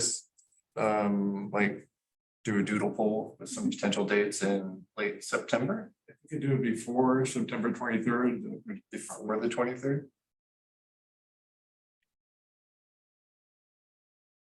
Anyone else have September plans? I have early September plans. I won't be back until the 14th. How about the first week of October? Be nice and cool. Spooky. I might be gone, but. yeah. All right, I'll just work with Michael. Okay, You're right. anything else on the retreat before we move to item C? Great, item C, for the airport update, I think we'll turn to Laura, who is on the one of the groups that's working with the master planners, and Sure. is there anything new? Yeah, actually, I'm sorry, Philip isn't here because he's your liaison, but I'll try to Right. fill in for Philip. So we had a working group meeting last week and an open house. The open house was extremely well attended.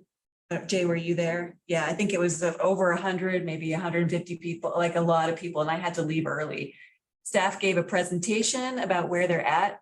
They have developed 4 scenarios. I don't know if Philip has told you what those 4 scenarios are. Basically, the first scenario is keep the airport basically as it is, but with enhanced maintenance, bring it up to speed basically because it's kind of dilapidated. Second scenario is actually to grow the aviation services of the airport in various ways. The third scenario is to add neighborhood serving uses to the airport. So actually like bring in a cafe, bring in an aviation museum, maybe bring in a STEM learning center for kids, like bring different neighborhood kind of activities onto the airport site itself. Some folks have said maybe that's not kosher with the FAA, so there's some feasibility to be done with that. But that's the third scenario, that's the concept. And then the fourth scenario is decommission the airport almost entirely, keep a helipad for emergency operations, but basically get rid of the runways, decommission almost everything and build a new neighborhood there that would have housing and neighborhood serving uses. It would be an opportunity to imagine something new. And Philip and Ryan Schuhard, who is the liaison from Transportation Board, and he's also running for City Council. Philip and Ryan just wrote an op-ed that appeared in the Boulder Beat today with a vision for housing at the airport and what they think that could look like. So that's an interesting piece. So those 4 scenarios were presented at the open house for people to comment on. They're also up on a survey or a questionnaire, on Be Heard Boulder. I would encourage everybody to visit the Be Heard Boulder site, look at the scenarios, give your opinions as individuals. You're welcome to do that. Spread it out to your networks. I think that everybody acknowledges that just by the nature of this project, the existing airport community of pilots and tenants at the airport, not just the ones who live here, but also ones who use it from around the state and beyond, are participating heavily. So if folks from the community want to have a voice in this, I would encourage you to go to the Be Heard Boulder site, view the different scenarios and register your opinions on what you think the future would be. The process from here, this is our last big public input window that staff are anticipating. Originally, the plan was that they would try to take all the public input, not just from Be Heard Boulder and the open house, but other things that they're doing as well, including community meetings and talking with various folks, and take all of that and some analysis and come back to City Council with a preferred scenario. They're no longer trying to narrow down to a preferred scenario. Now they're saying that they're going to go to City Council with all 4 scenarios and the analysis and the public input kind of on an even playing field and let City Council think about. So the first step is August 24th, they'll go to City Council and ask City Council, what more information do you need to be able to make a decision on what scenario to pursue? In my mind, some folks see it differently. The big question is, do we want to have an airport into the future? And if so, what does that look like? Or do we want to have a neighborhood? Because that's a whole different pathway that would involve negotiating with the FAA to try to decommission it and think about what to build there. So what information do they need to make a decision like that? Because there's a lot of information they could request. So what information do they want staff with limited availability to pursue prior to the decision point? Decision point actually comes in January after we have a new council. So that adds an interesting twist to it. Let me stop there and say, are there any questions? That's my update. Is there a 5th option whereby you keep the airport maybe in a more limited capacity and add housing? So the third scenario with neighborhood serving uses, I'm sorry, I forgot to mention, they are talking about some limited amount of housing. They were originally describing that as live work housing. That would be like, for example, you're a pilot and you have a hangar with a plane and now you have an apartment over it that you can live in. So sort of live work housing. In the last meeting, they said that they're not sure exactly what that looks like. It could be airport community that lives there. It could be other people that it could be students, student pilots. It could be community serving that they don't know what that looks like. That's to be determined. But I think that would be relatively a small amount of housing on the order of dozens of units versus thousands. If it was a new neighborhood, probably a couple of thousand. But there's not an option of airport and a lot more housing. No, there's kind of airport with limited housing. Like flight rules, is that the reason why, or just people think they don't want to live by there? I think that it's kind of both. I think that there's a question mark around whether the FAA will allow it. Some folks have said it is possible. It has happened at other airports, and other folks have said, well, that's grandfathering, or that's a carve out, or that's an exception, and FAA is not going to go there anymore. And it's sort of a question. It's an open question for whether that's even possible to have a significant airport with runways and a significant amount of housing. I'm sure at some point this has happened before, decommissioning an airport. So we probably know what that means. If it's an option, has anybody explored that more than just talking about it? There have been a few times. Happened 25 miles away. Well, Stapleton is different because I know, because they built another the airport. airport, completely decommission it. Yeah. And, you know, I think you probably all know this, the FAA does not like to decommission airports. They would probably fight it. That's what I'm saying. The way that the grant agreements are written, they don't have to let us decommission it. We have some obligations to the FAA that are kind of in perpetuity. It would be a fight. And the airports that have managed to do it, it has been a legal battle. It's what I think. At least some of them have had to go through litigation. So there are at least 3 examples of airports that have managed to negotiate with the FAA to completely decommission. Rialto, I have a list. I can send it to you. They even gave it to us as a slide at the first working group meeting. Sorry, I should have that on top of my head, but there's so many names that get bandied around, and sometimes the airport has multiple names, and the airport name of the town. Three in the whole land? 3 in the United States. Yeah, that we know. That's pretty tough. They're literally, there's little airports like Boulders. Here, let me pull it up. I mean, how many little municipal airports like Boulders are there? I mean, I can send you the slide from. They gave us a presentation, but yeah, it doesn't happen often, and it's not easy. You have to really want it. So it's a decision point. It would definitely take negotiation at the very least with the FAA, and probably litigation. There would also be some costs. I can talk more about that if you want, but I don't want to dominate here. So that's where we're at. Is council gets to request more information, and some of these things are information that city council is probably going to request, like what does it actually take to decommission the airport, and what are the case studies? I expect they're going to want to know that. Planning board has asked staff for that information. We have suggested that would be good to know, but we don't direct staff. We just make suggestions. So while I look for that information, any other questions? Not a question, just I appreciate planning board advocacy on this, even just to keep that option in as the 4th option, and have as many as that as well. Maybe a long shot, but it's a pretty intriguing. Others have observed you could put 6 holidays on that site. It's 3 miles from downtown, so definitely worth a robust discussion. And it sounds like it's going to get a hearing, which is great. Definitely would not be easy. Yep. You may hear figures thrown around about how much it would cost to decommission. Even in the worst case scenario, that would be completely paid for by selling the land. That land is worth, $350 million plus at least. So. Selling it to the city? Selling it to developers for development. So the idea would be if we're creating a new neighborhood, we would sell some of it at market rate to pay back the FAA. Okay. And we could possibly sell some of it at reduced prices to get additional affordable housing. So basically making a deal with developers. You'll hear Mark Wallach talk about this if you watch the city council meeting. You get the land for cheap, but the condition is you have to build what we want you to build, which is, middle income affordability, or it's, low income housing at a greater percentage, right? Even if we just sold the land all at market rate, as you all know, 25%, there's that obligation to the inclusionary housing program to either build it on site or pay the cash in lieu. So, even if we sold the whole thing at market rate and didn't interfere in the market at all, we still get 25% affordable housing. It's a lot. There's such a big city. Right. Yeah. People talked about the Alpine Balsam precedent, and city buys the land, BHP, master developer, you're getting some of those outcomes that you just talked about. Yes, when the city owns the land, we have leverage basically to get more affordability out of it. The 3 case studies are Santa Monica Airport is set to close in 2028. The Rialto Municipal Airport in California closed already September 2014, and East Hampton Airport closed in May of 2022. So 2 that are closed and 1 that's set. In Ever? East Hampton, New York. The rich people putting a park their jet. Ever, in all three case studies that staff gave us, so as far as I know, those are the only three that the FAA has let go of. Yes.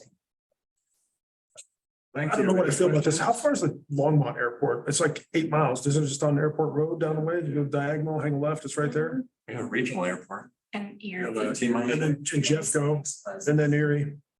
There are like eight different airports within 45 miles of Boulder. We're one of the most airport-rich areas of the country. from what I Now that you say that, it makes sense, yeah. Yeah, Yeah, Longmont, you got Jeffco. but the pro airport proponents have their arguments as well about how every airport is valuable and you close one and it squeezes traffic to the others and that causes ripple effects. And, I think it's a rich conversation. My perspective from planning board has been, let's have all the perspectives represented. Let's get all the data. And good data makes good decisions. And that includes the stories of community members, both the people who love the airport and the people who might be able to live there if it were a neighborhood, right? So let's consider all of that. Thank you. Sure. That's great, thanks. Thank you. That's a really great report. Mhm. Any more questions for Laura? So many. Let's have coffee. Actually, there are people who complain about the airport noise. And I like the airport. Well, I know you're ours. Are you Right. also for the airport Yeah. I project? mean, Okay. personally, it would be, I would. Yeah, but I don't because use that's it. kind of like Yeah, housing yeah. focused for I that. take my kids over there, watch the planes take off and land sometimes, pretty cool. But we've been pushing for that housing option since the very beginning. So, When was the beginning? well, Not we so long ago. first saw this so when planning board looked at the capital improvement program last August, there was a line in there for the airport master plan update. And we were like, great, this is a great opportunity to do what it says in the Boulder Valley Comprehensive Plan, which is that at the time of the next airport master plan update, we would look at city will work with the community to assess the potential for developing a portion of the airport for housing and neighborhood serving uses. That's right in the Boulder Valley Comprehensive Plan. So we really promoted that last August before any of this was designed. So we've been Cool. like from the beginning saying, let's look at this housing option. This is the time. Are there groups of people kind of trying to visualize other than like maybe that article that Philip and Ryan wrote? Are there any designers, architects like trying to visualize what this could look like? That is a great question. I think staff would say that that's premature. Yeah, And so I don't think anybody has been commissioned to do that. I think that there are people who would be interested in doing that, but I don't think anybody has sat down to do that. Lisa Morzell was part of, she's the person who put that language into the Boulder Valley Comprehensive Plan to say, let's look at the airport for housing. And she was part of the group that did the visioning for Holiday and North Boulder and the North Boulder Sub-Community Plan back in the 90s. And so she's really a proponent of, let's do that again. Let's bring in architects, let's bring in designers, and let's really be progressive and imagine what this community could be if we can build it from the ground up. So I think there are people who are interested in it and would like to see that happen. I don't think that has actually taken off yet. nice. It's interesting. I know Stapleton, it's Alton Arch is a much bigger place, but that started way back in the early 90s when, you knew this new airport was being built. But they established a vision in 95 with something called the Green Book, which was, a general planning document, but established principles. This is going to be a sustainable community with transit and walkable and family friendly and have parks and schools and all that. And I think it was really, it turned out to be an amazing blueprint. It's pretty much what. It worked too. It worked great. I mean, we live in Stapleton, I love it. 34 people live there now. And they think it's wonderful. Yeah, I think Stapleton's a great example of taking land that it used to be an airport, right? Yeah. Taking land that used to be an airport, yeah, and what kind of cleanup, so environmental remediation is a question, like what kind of cleanup would be entailed? And so I think Stapleton's a good example of, what did it cost? What did you have to go through? How did you do your visioning process, right? So it's not a great example of decommissioning with the FAA because they didn't completely decommission, they just moved it. But for the what does it take to take the actual land and do something different? It's a great example. Right, and with the jet port, it's, environmental remediation is a much bigger deal. Yeah, but I mean, anytime you have a fuel tank, which we do, they have an acronym for it, LUST, leaking underground storage tanks. Like basically, anytime you have a storage tank, it leaks. So there's definitely going to be some remediation required. So that would be part of figuring out the cost. Good. I'm curious about those airports in California and East Hampton. Are they going for something housing related, or what are they doing with that land? Do we have any idea? That's a great question. I've never asked that question. I mean, I'm sure Nobody else East has. Hampton's not giving anybody affordable housing, but I don't know. That would be a great question to follow up on. yeah. Yeah.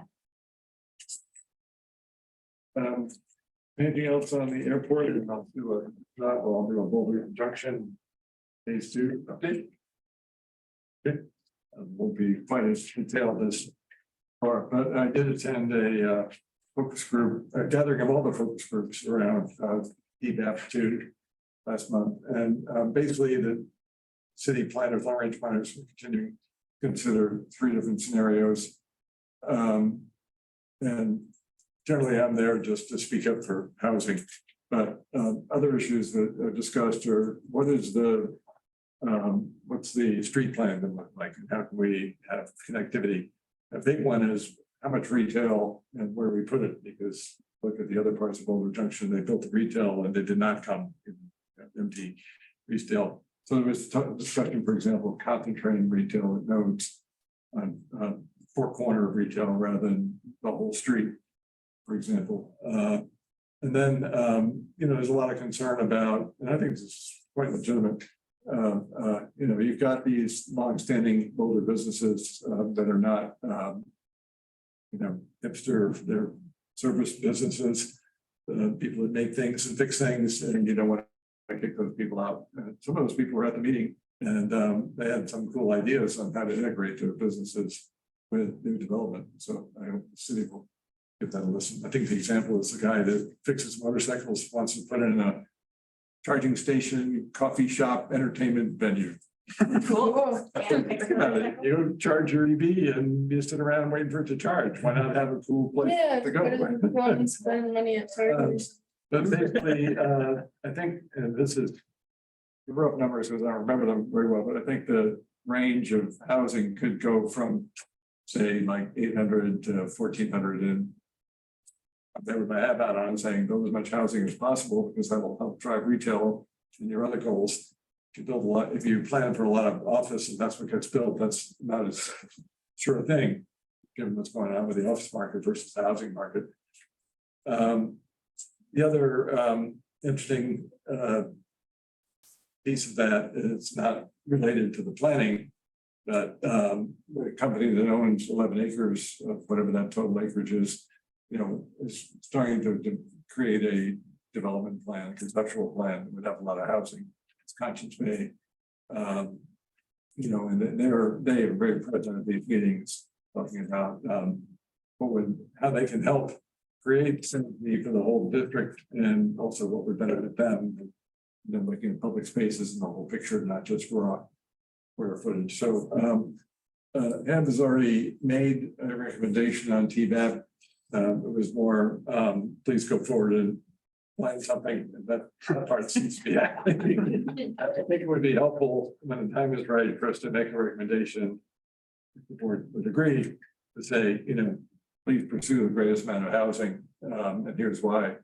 And that, it's something we might have to put onto our agenda in August.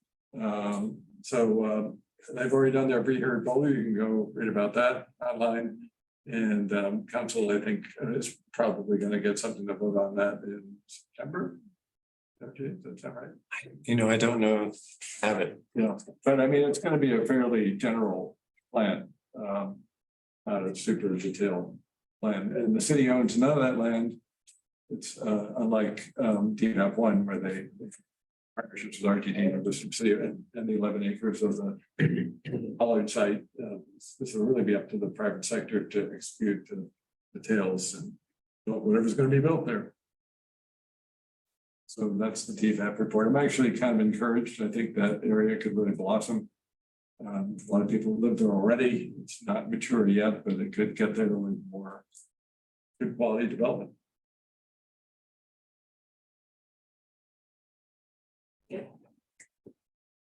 Any questions? September 21st, the public hearing and council for Okay, that phase 2. I thought that was our bike tour.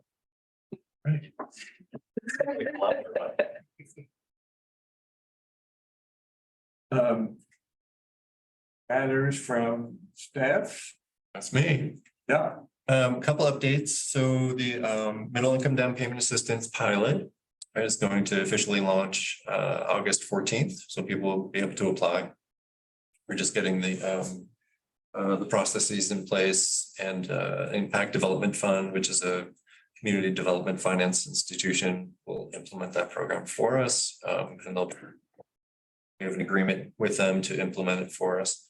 So that's exciting. It took us a little bit to work through the last minute council request to make sure that we income and asset qualify future buyers. So it could be problematic, but we're gonna give it a try. So if you want more information, I'm happy to send you what we sent to council. It went last Thursday. As an information packet that was on the agenda. It's at the end of their council packet, so I'm not sure how many people read it, but it's a way to get the information out there. The inclusionary housing update. So August is going to be a very busy meeting. So we have Carl's coming back with zoning for affordable housing. We are also going to be presenting alternatives for the inclusionary housing update. So it's fairly complex stuff. So hopefully we're going to give you enough information that you can provide some direction in terms of which alternatives make the most sense. We're going to do the same thing with planning board. A week later, and then a couple days after that, we're going to go to council. And then our schedule is fairly accelerated just because council wants to get this done before the election. Unfortunately, our consultant was extremely delayed. So we were supposed to have this information 2 months ago. We're just getting it this week.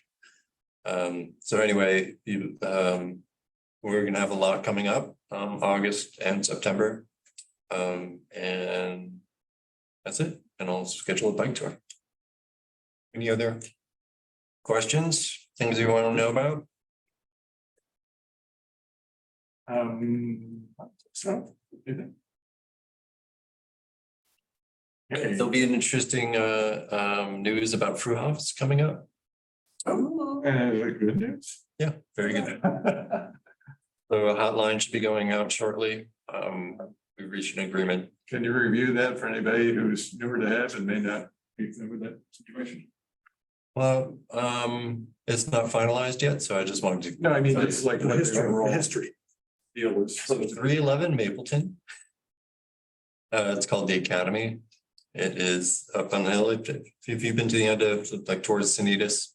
That new Yeah. development there. With all the construction. A little, yeah, that big project. So it's very, very high end housing, mostly for seniors. I guess various levels of care, right?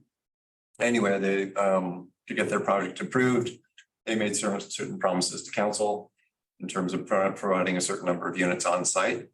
That's what the planning board and council approved as part of their site review. When they went to get their permits, they said, we can't do the units on site. And we also can't, because they're also going to build units on Fruhofs, which is, forget the address. But everyone knows where that is, Oh, yeah. Salvation Army.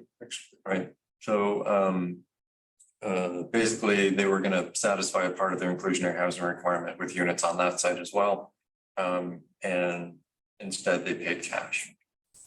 So for a portion of their units, now there's been a deal that's negotiated with involvement with a couple members of council to basically provide a land dedication plus cash in there.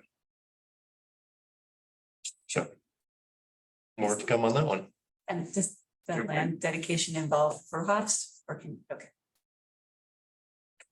That's good, because that site's been vacant for years now. Yep. It's been torn down and just sitting there. There's some good news. That was kind of the original deal. Just a different way to get there. A different way to get there. Well, that was gonna be a really innovative, like, car sharing, like almost no parking on site and senior living, and then the seniors would have cars that they could share for trips and stuff like that. It was gonna be a very cool project. And I think everybody was really disappointed when that kind of fell through. It's back up. Yeah, Mhm. yeah. If we have a partner who's interested in building it, oh, Jay's eyes are lighting up, so I'm not gonna say any more. I said too much. Hey, any other questions for staff? No, it's funny because we're talking about retail, office, housing. We have a shortage of housing. There's no shortage of office space. There's no shortage of retail. We're talking about building things with no cars. It's like, these are paradigm shifts in the way we've lived Mhm. for hundreds of years, you know? It's interesting. No, but that's what we're trying to do. Tip of the spear. Yeah, you'll enjoy reading Ryan and Philip's article with their vision for what could be built. Yeah, Well, that's pretty cool. okay, item 7, debrief meeting. Since before we debrief, I was gonna ruminate for a minute. I was in Bozeman, Montana for 4 days. My son's in Bozeman over the summer. I've never been there. I thought, wow, everyone says it's like Boulder 30 years ago. And that's not really true. It's interesting from the housing perspective. Housing prices in a city of 50,000 in the middle of nowhere are very close to what you experience here. And they don't seem to have same kind of height restrictions, because I saw condo buildings that could do it in Denver, like 6, 8 stories. And they don't have as robust an open space program, so they've only had the money, they don't have a sales tax. They've only been able to buy 4,000 acres versus, what is it, 46,000 here. So they've got height and they got sprawl. Sprawl goes on for a good 8 to 10 miles to the south, yet they have the same housing dilemma that we seem to have Wow. with a lot of multi-million-dollar homes and old timers sitting around going, God, I wish it Bozeman was what it used to be. Did you know something about their rental pricing? You know, I didn't look into that, but I think they're pretty high. Probably the same, Because yeah. Montana State's pretty big, it's about 20,000. That's right. So that's more pressure on a community of 50,000 than ours with 100,000. But it's just really interesting and, it's a lot of the same issues you see here, but the conditions are slightly different and they're still experiencing. It's just a desirable place to be. It's close to skiing. It's got a nice downtown. They do have some nice open space. They have culture. So You hit the nail on the head. The more desirable the place, the more expensive it is, irrespective of height, sprawl, this, that. It's a really nice place to live for whatever reasons, prices go. Whether there's tall buildings or short buildings or miles and miles of development or not.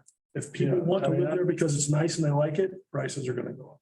And I'm still in favor of, adding a lot of housing in Boulder and trying to address the issue, especially if we have a 25% affordability requirement. Absolutely. It's always more complex than it seems on the surface. Yeah, with that, I think we've had a good meeting. We not have any public participation to the open comment section, but we had a great discussion about occupancy, including 2 comments from the public during a hearing. And we did vote to endorse with certain reservations, the staff recommendation on occupancy to raise it to 5 citywide. Good report on airport update, because I think some good outcomes there, and report on the mortgage assistance program moving forward. I think we debriefed on our retreat and talked about a bike tour in the fall. I think it would be really fun. So, anything important out from the debrief? Danny's getting married. Jay's getting married.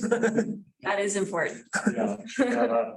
Next meeting is Should be prepared for that question. You always ask. Wednesday, August 23rd, I'm thinking. Yes. He's nodding. We'll have a really full agenda. We'll try to move things along quickly to get it done in 3 hours. No rumination from me, for example. And then Jay is going to send out a doodle to help us decide on when to do our bike tour. We have a bike tour and a meeting in September. We'll have that. Yeah, I think we need a meeting. We've got a lot of business, right? What would the meeting date be in September? 4th Wednesday. 4th Wednesday, okay, Look it up. Fine. 27th. Correct. Can I offer something? Yes, you may. If anybody is interested in the history of the citizen ballot initiative that led to our height restriction, I just got a really fascinating article that Brad Mueller and the planning department shared with me. That's like, it was written by one of the main authors of that height restriction ballot measure. And it goes through all the politics and what was happening at the time. City council was in favor and improving 100-foot tall buildings and stuff like that. And how we got that 55-foot height limit. It was a vote in 1971 and it passed by like 1,200 votes, Paul Danish, or a difference of 1,200 votes. so Paul Danish who wrote that? I don't remember. Those kind of guys were the authors of that whole thing, the blue line, the whole deal. Yeah, they did. That goes back. Yeah. Yeah, it was connected with a lot of those, and it was the same era, right? It was 1970s. It was a lot of environmental Yep. concern, and apparently the student vote was instrumental in passing the height restriction. So I thought it was fascinating. I'm happy to share that article if folks want to see it, and it has the exact ballot language. Please send it. Yeah, great. Yeah. So the legend is they built the Colorado building and that people were upset and said, oh no, high rise in Boulder, we better pass a height limit. It's The Colorado building, is that? the one right that's- downtown, the tallest building in town that's not on campus. It mentions that one, and it also mentions one that was out on, let's see, Folsom.